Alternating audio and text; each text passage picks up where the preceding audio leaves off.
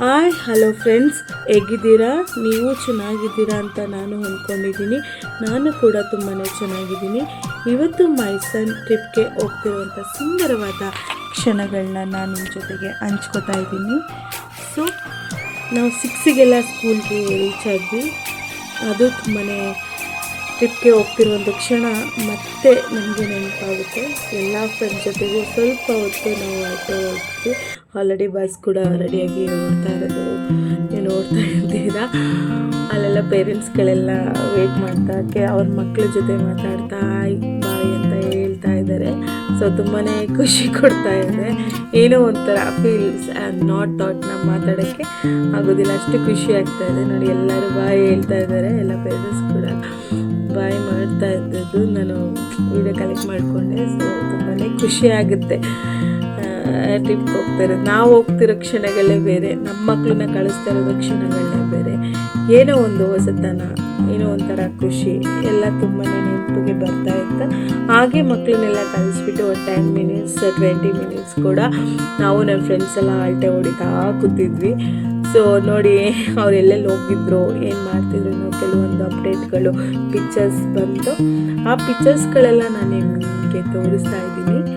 So golden temple ಕೂಡ ಹೋಗಿದ್ದಾರೆ, ಆ ಪಿಕ್ಚರ್ ಕೂಡ ನಾನು ನಿಮಗೆ ತೋರಿಸ್ತಾ ಇದ್ದೀನಿ.